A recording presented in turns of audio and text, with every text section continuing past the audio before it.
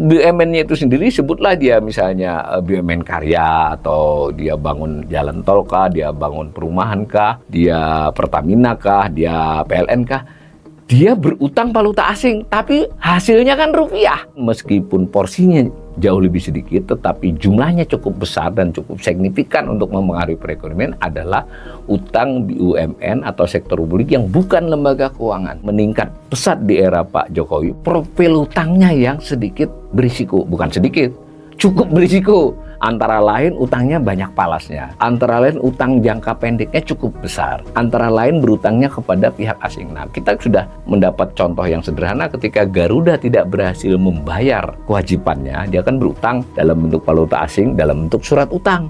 Jatuh tempo, nggak bisa dinegosiasi karena surat. Beda nih kalau berutang ke para pihak. Nah, maka default Garuda menimbulkan kericuhan kan beberapa tahun yang lalu. Terpaksa pemerintah harus bantu. Garuda adalah perusahaan yang secara neraca itu negatif. Per pembukuan Garuda itu sudah bangkrut. Salah satu contoh lain adalah kereta api. Kereta api ini dulunya adalah perusahaan yang sangat sehat. Ketika kemudian kereta PT KAI mendapatkan beban ikut bantu kereta cepat, nah oleng tuh kereta api. BUMN lain patut dipertanyakan. Ini BUMN Parma ini kan soal utang beberapa puluh miliar saja, tetapi udah mulai gagal bayar sampai pinjam ke pinjol. Ini BUMN ini ada apa gitu loh. Kondisi utang sektor publik ini benar-benar harus sangat diwaspadai oleh pemerintahan Prabowo. Saya tidak ingin ini soal channel ini dengan pemerintah, tapi adalah tema yang harus menjadi tema seluruh rakyat Indonesia, khusus yang terpelajar, DPR, ekonom, pembelajar ekonomi harus menjadi counterpart, menjadi mitra pemerintah untuk memberikan masukan, mengkritik, dan pemerintah harus berpikiran terbuka.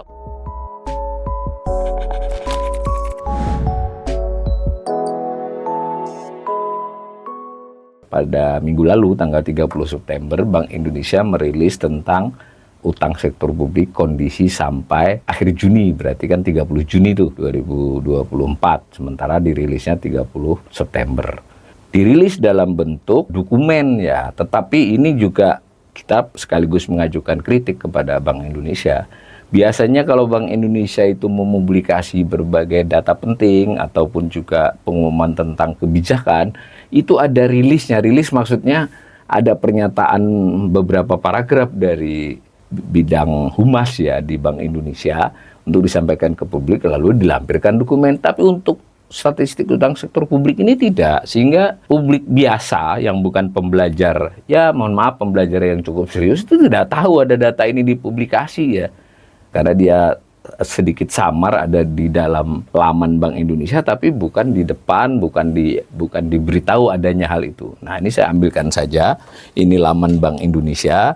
Kemudian Anda cari statistik, lalu ada tulisan di situ, kita pencet lagi, ada statistik utang sektor publik Indonesia, SUSPI ya. Utang sektor publik singkatannya USP, kalau dokumennya statistik utang sektor publik Indonesia, SUSPI jadi.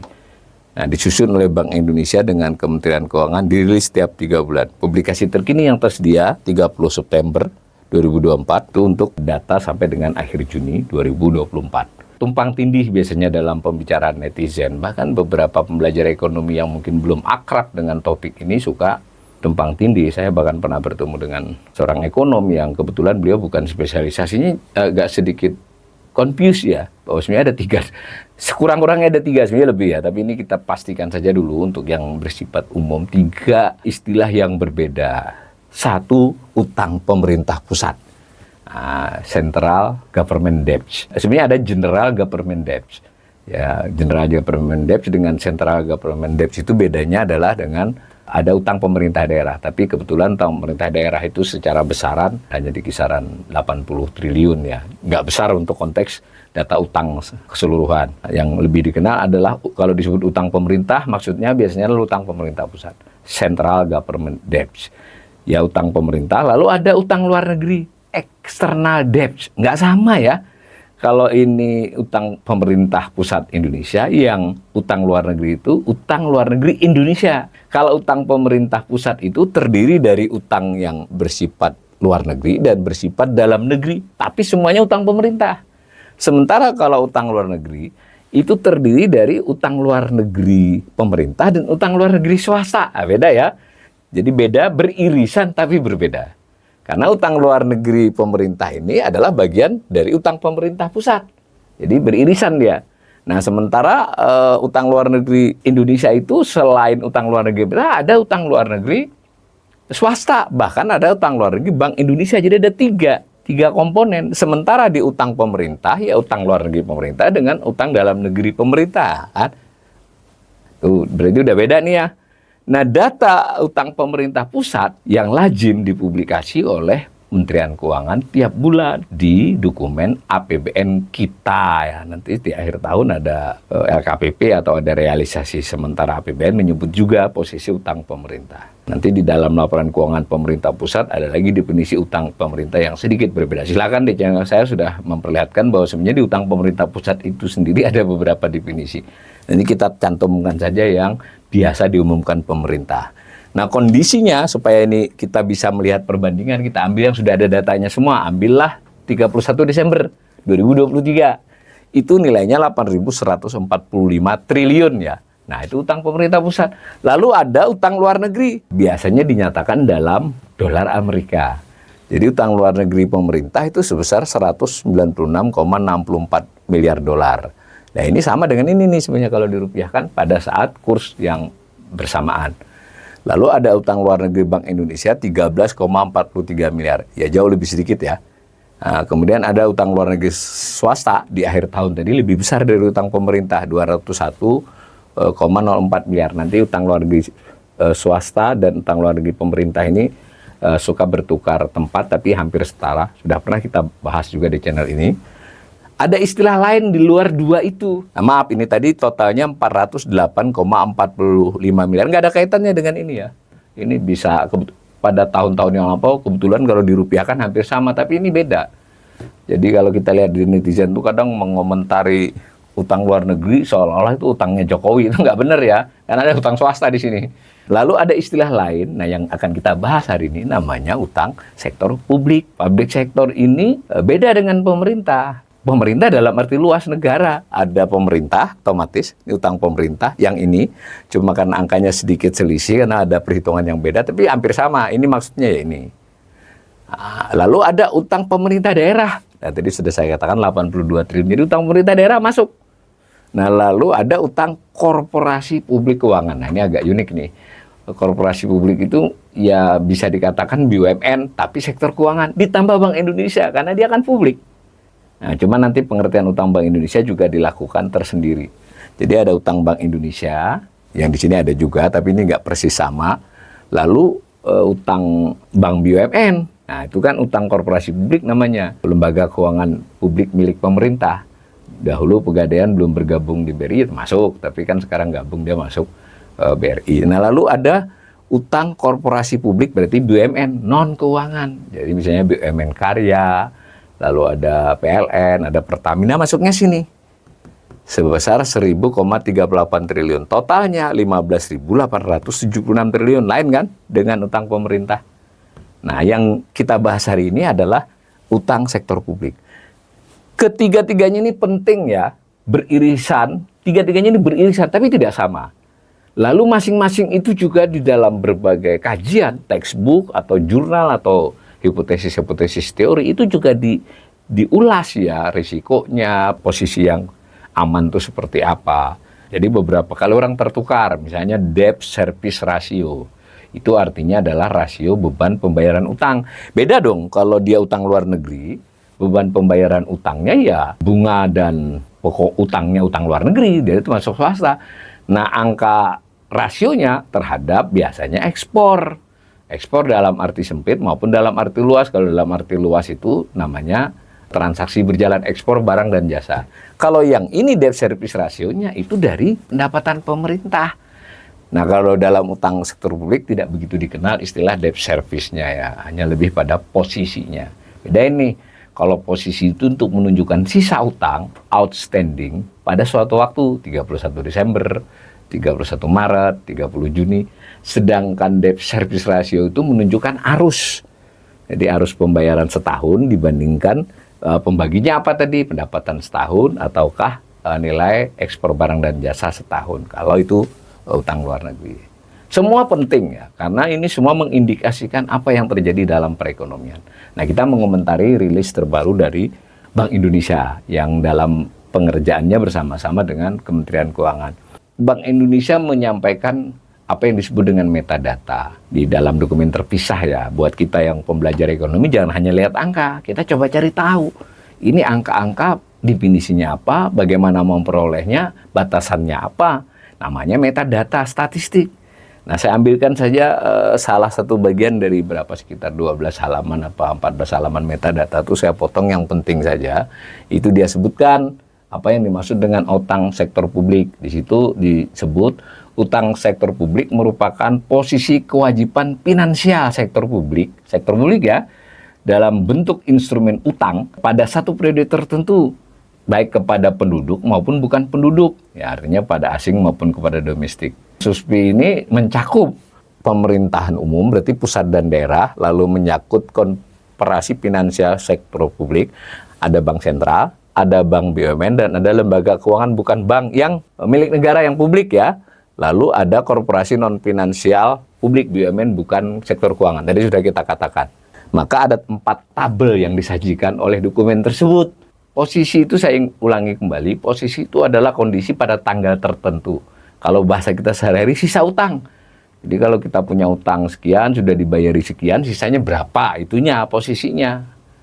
Itu namanya outstanding. Nah, posisi utang sektor publik per 30 Juni ya, bisa dibandingkan dengan 31 Maret, karena tiap 3 bulan ada datanya. Bisa dibandingkan dengan 31 Desember 2023. Posisinya ini tiap 3 bulan cenderung meningkat. Dan khusus di era pemerintahan Jokowi, berarti mulai dari Desember 2014, sebutlah begitu ya, akhir tahun 2014, karena beliau dilantik 20 Oktober 2014, sampai sekarang bagaimana posisinya? Setiap tanggal yang bersangkutan itu cenderung meningkat pesat. Jadi hampir sama ya dengan pemerintah pusat. Ya, nah memang utang pemerintah pusat itu kan komponen. Ini yang memberi kontribusi pada peningkatan utang sektor publik. Nah, pada tahun 2014, 31 Desember, itu utang sektor publik hanya 5.780 triliun ya. Nggak sampai 6.000 triliun.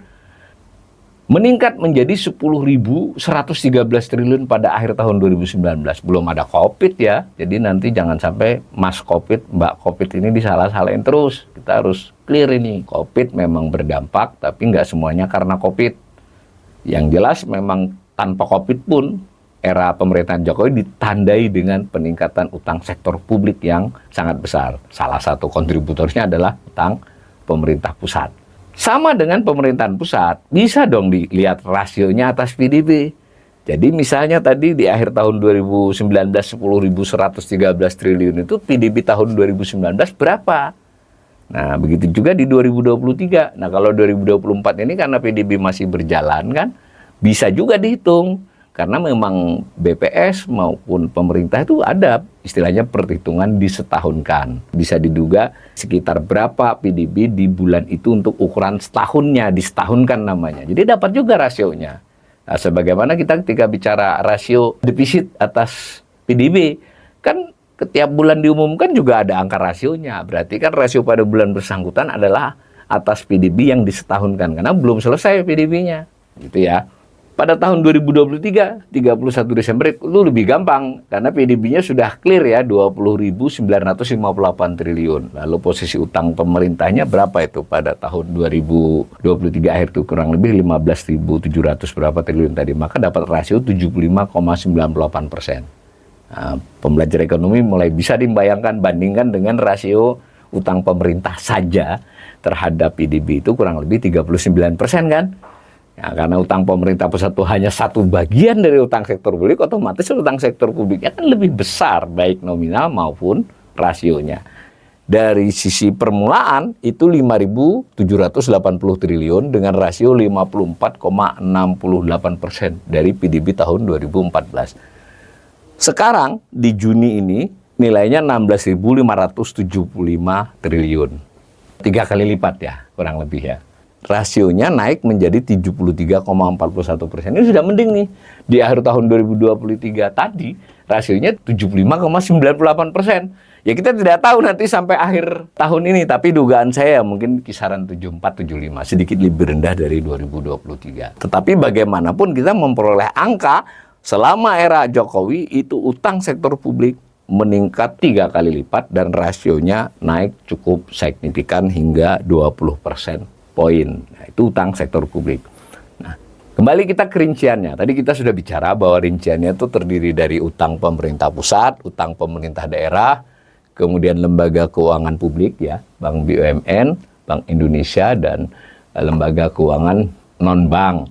Sebenarnya harus ditambahkan dengan BUMD, tapi karena masih kecil-kecil dan BI belum menghitung seluruhnya, ya belum ditambahkan. BPD juga belum ditambahkan. Nah, sebenarnya ditambahkan kalau menurut, kan ini sama dengan statistik yang lain yang bersifat besar-besar begini, Bank Indonesia maupun Kementerian Keuangan maupun Badan Pusat Statistik untuk statistik yang berbeda itu mengacu kepada best practices internasional. Ada acuan internasionalnya, tetapi tidak sepenuhnya dijalankan. Sehingga dijelaskanlah yang baru di cover 4 macam ini. Nilainya per Juni 2024, saya salah, 30 Juni ya, masa Juni sampai 31 ini saking semangatnya nih, 30 Juni sebenarnya, itu utang pemerintah pusat 8.520. Itu lebih dari separuh total utang sektor publik, sekitar separuh lah. Lalu ada utang lembaga keuangan publik 6.900 triliun, 41,65%. Lalu yang lembaga publik yang bukan keuangan, tadi saya ulangi seperti BUMN Karya, kemudian PLN, Pertamina dan sebagainya. Lalu ada pemerintah daerah. Itu dari sisi komponen institusinya. Lalu dari sisi denominasinya, masing-masing itu ada yang berutang dalam rupiah, ada yang berutang dalam valuta asing ya. Nah, valuta asing yang paling banyak memang dolar, tapi tidak seluruhnya dolar. Kalau diproporsikan utangnya sektor publik keseluruhan ini yang 16.575 itu 72%-nya berdenominasi dinyatakan dalam rupiah. 28%-nya dinyatakan dalam valuta asing, terutama dolar. Dilihat dari kreditur, jadi nggak sama ya. Jadi karena ada yang rupiah tapi milik asing, ada yang valuta asing milik orang domestik. Karena kalau kreditur itu tidak urusan dengan denominasi atau mata uangnya, tapi urusannya dengan siapa yang ngutangi. Nah ternyata yang kreditur asing itu sekitar 26%, domestik 74%. Domestik ini termasuk bank ya, bank memberi utang. Sedangkan dari jangka pendek, jangka panjang berdasar waktu sisa, itu pengertiannya jangka panjang itu kalau waktu pelunasannya masih lebih dari setahun. Kalau jangka pendek setahun atau kurang. Itu memang mayoritas jangka panjang, 55%. Yang jangka pendek 45%, tapi besar kan? Dan yang lebih penting lagi adalah kita tidak tahu yang jangka panjang itu asal lebih dari setahun kan? Yang jelas komposisinya itu begini. Kalau digambar secara institusi dari tahun ke tahun, ini gambarnya. Yang ini tadi, yang sebelumnya tadi hanya menunjukkan per 30 Juni ya, bukan 31 Juni ya, 30 Juni. Sementara yang ini perkembangan dari waktu ke waktunya sampai Juni 2024. Nah, memang harus diakui yang paling banyak itu adalah perkembangan utang pemerintah pusat ya. Ini cukup besar perkembangannya. Jadi sesuai dengan data-data terkait pemerintah pusat. Tetapi saya ingin juga menyoroti, meskipun secara porsi, ya ini kan hanya sekitar 1.000 triliun ya dari 16.000 tadi ya, yang lain lebih tinggi. Tapi 1.000 triliun itu bukan uang sedikit ya, tetap uang 1.000 triliun loh. Jadi kita jangan membayangkan 1 triliun. Nah itu kita lihat juga, karena di situ ada BUMN Karya, ada PLN, ada Pertamina ya, yang kayak gitulah.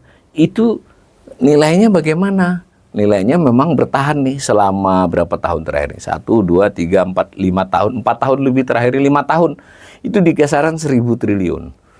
Tetapi perkembangan yang signifikan itu terjadi di tahun 2018 ya. Jadi di era Pak Jokowi yang membuat BUMN itu berutang banyak. Yang sini ini mungkin ya berutang untuk bayar utang. Jadi bertahan dia.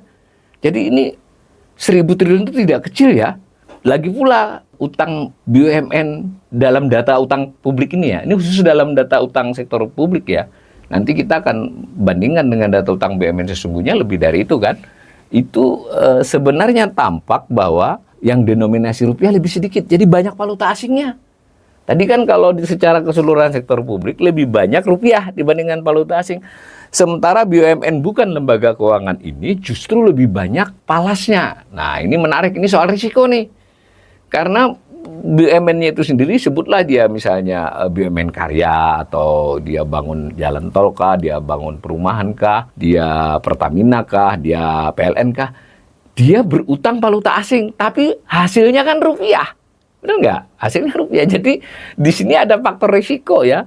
Kalau dia ngutangnya pakai falas, hasil dia adalah rupiah. Nah, itu satu risiko. Kemudian ternyata kreditur asingnya 60%. Kalau secara keseluruhan tadi kan banyak kreditur domestik. Dan jangka pendeknya memang hanya 17,24. Naik turun sampai 20%. Tapi 20% itu cukup banyak ya. Berarti setahun harus dilunasi kurang lebih 200 triliun. Nah, ini bukan seluruh BUMN ya, ini khusus BUMN tertentu saja. Nah, maka kalau kita membuat assessment ini, utang sektor publik ini memang meningkat cukup pesat di era Pak Jokowi. Secara nominal, secara persentase atas PDB. Disebabkan terutama sekali oleh peningkatan utang pemerintah pusat. Nah, kita tidak bahas lebih lanjut ya, karena kita sudah berkali-kali bicara tentang utang pemerintah pusat. Nah, yang lain meskipun porsinya jauh lebih sedikit, tetapi jumlahnya cukup besar dan cukup signifikan untuk mempengaruhi perekonomian adalah utang BUMN atau sektor publik yang bukan lembaga keuangan. Meningkat pesat di era Pak Jokowi, meskipun dalam 5 tahun terakhir relatif stagnasi, tapi kan meningkatnya sudah bertahun-tahun yang lalu.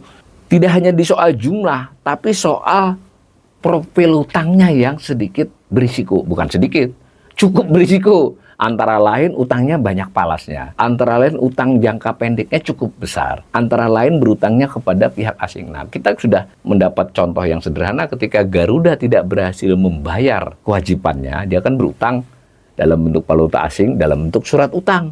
Jatuh tempo, nggak bisa dinegosiasi karena surat.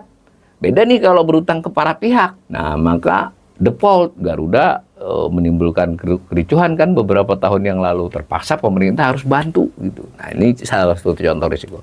Dan sampai sekarang Garuda adalah perusahaan yang secara neraca itu negatif. Per pembukuan Garuda itu sudah bangkrut. Nah, kita tidak tahu nih bagaimana dengan Hutama Karya, Adikarya, Wijaya Karya, dan karya-karya yang lain. Nah, Pertamina nampaknya masih baik-baik saja, tapi kita tidak tahu persis juga. Begitu juga dengan PLN. Salah satu contoh lain adalah kereta api. Kereta api ini dulunya adalah perusahaan yang sangat KAI ya, itu sangat sehat. Jadi meskipun dia dapat subsidi ya, PSO namanya, untuk beberapa kelas ekonomi, tetapi secara umum bisnisnya jalan. Ketika kemudian kereta PT KAI mendapatkan beban ikut bantu kereta cepat, nah oleng tuh kereta api. Sudah mulai oleng ya. Nah, jadi berbahaya juga, karena hasilnya kereta api tetap rupiah gitu. Hasilnya Pertamina ya rupiah. Mayoritas rupiah lah kalau Pertamina. Maka ini perlu diwaspadai ya soal ini. Nah, lalu mari kita simpulkan dulu. Posisi utang sektor publik akhir Juni 2024 yang baru diumumkan minggu lalu itu 16.575 triliun. Terdiri dari, menurut publikasinya itu 4 kelompok ya, pemerintah pusat, pemerintah daerah, sektor publik keuangan, berarti itu adalah Bank Indonesia dan perbankan milik negara, bank BUMN ditambah dengan lembaga keuangan milik pemerintah yang bukan bank. Lalu yang keempat adalah BUMN yang bukan lembaga keuangan. BPD belum dimasukin, BUMD belum dimasukin, kayak begitulah. Nah, tetapi ada satu yang harus kita ketahui ketika kita membaca metadata. Dikatakan oleh Bank Indonesia bahwa pencatatan ini bersama-sama dengan Kementerian Keuangan memiliki sumber-sumber seperti ini. Dijelasin nih. Dan diakui yang dimaksud dengan utang BUMN itu belum seluruhnya. Nah, jadi gitu. Jadi kita tadi sebut BUMN sektor keuangan maupun BUMN yang non-sektor keuangan itu belum seluruhnya dimasukkan. Ada penjelasan teknisnya. Nah, mudah sekali melihatnya. Tadi kita lihat ketika dijumlahkan misalnya BUMN sektor publik dikurangi Bank Indonesia ditambah dengan BUMN non-keuangan tadi, di tahun 2023 itu keluar angka hanya di kisaran 6.500, 7.000 kurang lah. Padahal kalau kita lihat di data LKPP itu laporan keuangan pemerintah pusat, Kita jumlahkan utang BUMN yang di bawah Kementerian Keuangan ditambah dengan utang BUMN di bawah Kementerian Keuangan dengan Kementerian BUMN, itu angkanya di atas 8.000. Jadi ada selisih 1.000 sampai 1.200 triliun. Itu tidak di-cover oleh SUSPI. Itu ada alasan teknisnya. Maka kalau nantinya statistik utang sektor publik ini sudah lebih rapi, Bank Indonesia dan Kementerian Keuangan, mudah-mudahan kita berharap begitu. Jangan sekedarnya saja, dipastikan dong supaya catatan di SUSPI itu sama dengan catatan Kementerian Keuangan tentang utang pemerintah pusat. Jadi sama nih, kalau di sini disebut 8.145, di sini ya 8.145. Ketika di sini BUMN disebut sekian, di sini juga sekian mestinya. Dan mirroring juga dengan data utang luar negeri ketika dirupiahkan dia sama mestinya. Tapi ini masih selisih. Hanya jujur sih diakui bahwa ini belum tercakup. Maka kalau saya menghitung sendiri, kalau ditambahkan dengan kemungkinan yang belum tercakup, maka per 30 Juni bukanlah 16.575, tapi kurang lebih mencapai 18.000 triliun. Itu Juni. Jadi kita bisa menduga nanti di akhir tahun ya 18.500, salah-salah bisa 19.000, tapi mungkin 18.500 lebih konservatif perakiraannya. Nah, kalau misalnya PDB-nya di kisaran 22.500-an triliun, maka nanti akan keluar rasio yang di kisaran lebih dari 80%. Kalau pakai perhitungan yang sudah mencakup semua. Nah, dengan demikian kita seharusnya sudah berhati-hati bahwa bangsa ini tidak hanya pemerintahnya yang punya beban utang, tetapi BUMN-nya punya beban yang cukup besar. Betul, aset BUMN masih lebih besar daripada utangnya, tetapi rasio-rasio bebannya itu sudah makin besar, risikonya besar. Dan jangan lupa, di aset BUMN itu kalau kondisi tertentu nyaris tidak ada nilainya. Jadi saya kasih ilustrasi yang ekstrim lah. Misalnya PLN itu utangnya memang besar ya, mungkin berapa ya, sekitar 600 triliun. Tetapi asetnya jauh lebih besar, lebih dari 2 kali lipat. Wah, nggak apa-apa lah, asetnya besar banget. Tapi nanti dulu, kalau terjadi situasi bayarnya makin sulit, bukan aset dengan utang. Bayar itu adalah antara bayar beban dengan pendapatan, kan bukan dengan aset. Nah, kita lalu jadi berpikir asetnya PLN itu kan sutet, kabel, apa itu kan nggak mungkin dilikuidasi kan? Paham ya maksud saya? Jadi aset yang jauh lebih besar daripada utang itu belum jaminan, harus dilihat unsur-unsur itu terkait dengan PLN. Dan jangan lupa PLN jualannya ke masyarakat, rupiah. Nah, sementara beberapa utangnya itu adalah valuta asing. Dan kalau dia paksakan kenaikan pendapatan dengan tarif, itu kan tidak bisa PLN yang memutuskan, kan harus ada kaitannya dengan pemerintah kenaikan itu. Nah, bebannya juga besar. Nah, Pertamina sedikit lebih kompleks itu karena ada soal kompensasi BBM dan sebagainya. Yang penting kita sudah melihat Garuda. Kita belakangan ini dalam skala yang kecil tapi menunjukkan BUMN-BUMN lain patut dipertanyakan. Ini BUMN-BUMN Parma ini kan soal utang beberapa puluh miliar saja, tetapi udah mulai gagal bayar sampai pinjam ke pinjol. Ini BUMN ini ada apa gitu loh. Nah, lalu ada fenomena di Erick Thohir ini di merger, alasannya demi efisiensi, demi kinerja yang lebih baik. Secara teoritis begitu, tapi harus ada juga pemeriksaan yang lebih jelas ya. BPK harus kita dorong untuk melakukan investigasi. Kadang-kadang sebuah merger itu menyembunyikan keburukan-keburukan yang ada pada satu atau beberapa BUMN. Dan belum tentu yang sehat digabungkan dengan yang sakit itu akan menjadi sehat yang sakit. Bisa-bisa yang sehat ketularan. Kita juga harus berhitung beberapa bandara, pelabuhan, ya toh, berarti terkait dengan BUMN yang bersangkutan. Begitu juga jalan tol, pengelolaan jalan tol. Ini menunjukkan kalau dari sisi aset dan utang masih kelihatan bagus ya, karena kan asetnya dinilai dari harganya, tetapi dari sisi pendapatannya berapa, beban utangnya berapa, sudah mulai timbul masalah.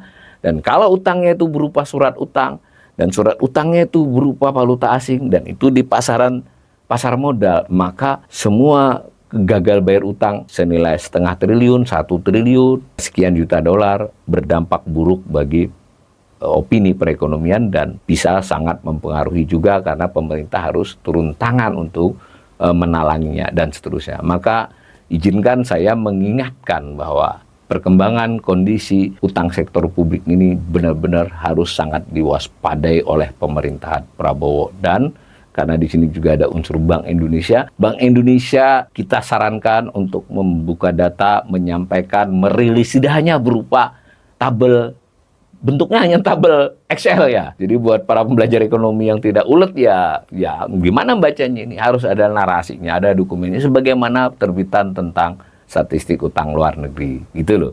Begitu juga seperti yang dilakukan oleh pemerintah tentang utang pemerintah pusat. Tapi kita gunakan juga kesempatan untuk mengkritik Kementerian Keuangan dahulu sebelum tahun 2017 ke bawah. Utang pemerintah itu disajikan sampai 40-50 halaman per bulan.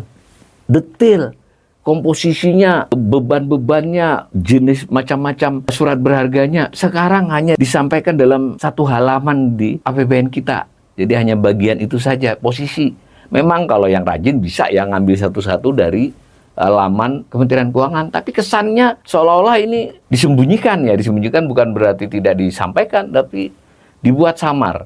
Nah ini pemerintahan Prabowo harus memperbaiki semua ini, membuat tema-tema seperti ini menjadi pembicaraan publik, dan supaya juga tidak ada kecurigaan-kecurigaan yang tidak beralasan. Saya bahkan siaran seperti saya ini saja pernah dituduh hoax ketika menyampaikan data tentang utang pemerintah. Mau hoax bagaimana lagi, kadang datanya saya tampilkan dengan cara screenshot ya, jadi bukan lagi saya kutip.